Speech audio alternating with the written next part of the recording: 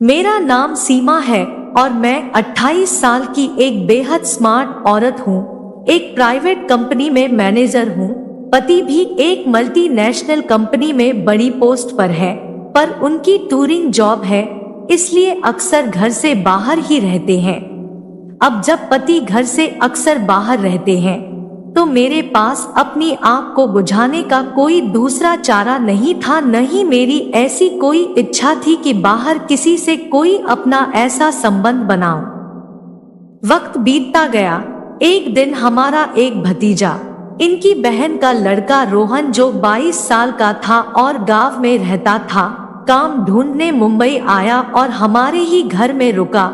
देखने में वो ठीक ठाक था, गंवारपन उसके चेहरे से ही झलकता था, तो मेरे जैसी मॉडर्न औरत के लिए उसकी कोई वैल्यू नहीं थी।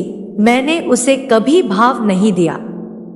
हाँ, वो मुझे जिस नजर से देखता था उसका मुझे पूरा ख्याल था। मैंने नोटिस किया था कि वो अक्सर मेरे कपड़ों के अंदर तक देखने की कोशिश करता था, मगर मैं फिर भी उसके देखने को इग्नोर करती थी। अक्सर मैं उससे अपने घर के काम वगैरह करवाती रहती थी। ऐसे ही एक दिन मेरे पति अपने काम की वजह से 4 से 5 दिन के लिए बाहर टूर पे गए थे।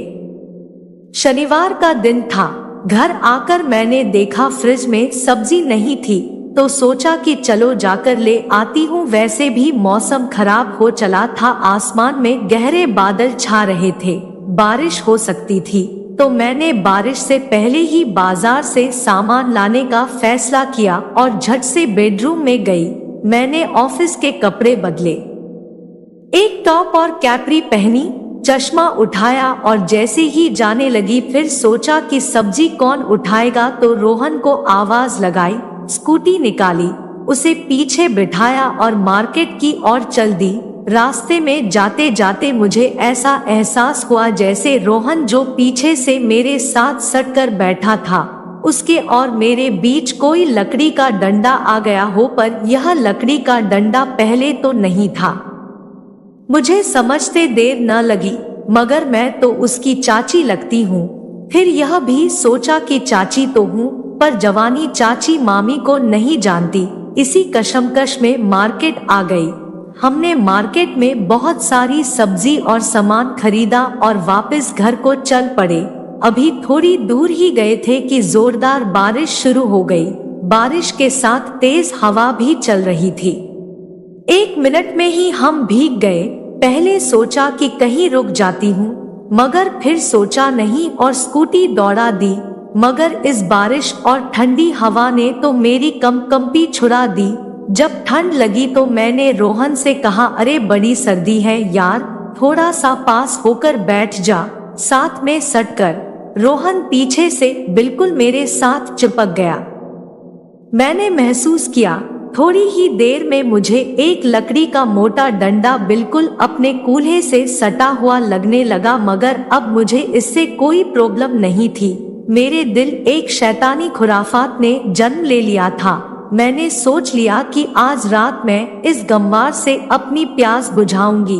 मैं नाइटी लेकर बाथरूम में चली गई, मगर बाथरूम का दरवाजा मैंने जानबूझकर पूरा का पूरा खुला छोड़ दिया। मैंने बहाने से चोर नजर से देखा। रोहन तो आंखें फाड़ फाड़ कर मुझे घूर रहा था। शायद उसे यह उम्मीद ही नहीं थी कि मैं कभी उसे इस रूप में भी दिखूंगी। मैं जानबूझकर बाथरूम में तौलिए से अपना बदन पोंछ रही थी। तभी अचानक रोहन पीछे से आया और आकर उसने मुझे पीछे से अपनी बाहों में जकड़ लिया। मैं एकदम से बोली, रोहन यह क्या कर रहे हो? अपना मुंह मेरे कान के पास लाकर बोला, चाची मैं आपको बहुत प्यार करता हूँ, मैं आपके बिना नहीं जी सकता, आई लव यू कहकर उसने मेरे गाल पर चूम लिया।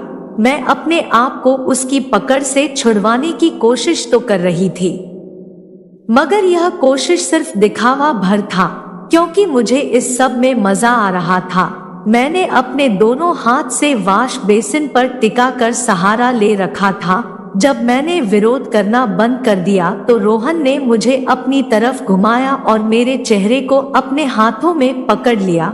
मैंने आंखें बंद कर ली तो रोहन ने मेरे होठों को अपने मुंह में लेकर चूमा, तो मैंने भी चूमा चाटी में उसका साथ देना शुरू कर दिया। अब मैं भी उसके होंठ चूम रही थी। एक तरह से मैंने खुद को रोहन के हवाले कर दिया था। रोहन ने मुझे अपनी बाहों में उठा लिया और दूसरे बेडरूम में ले गया। बड़े प्यार से उसने मुझे बेड पे लिटाया और दरवाजे को लॉक कर दिया। करीब 20 मिनट तक हमारे बीच खूब खलबली मची रही। उत्तर पुथल का खेल चलता रहा। हम परम सुख के आनंद में खो गए। मैं उसके साथ चिपक कर लेट गई। न जाने कब नींद आ गई। आशा करती हूँ आपको मेरी यह कहानी पसंद आई होगी, तो हमें कमेंट करके बताइएगा।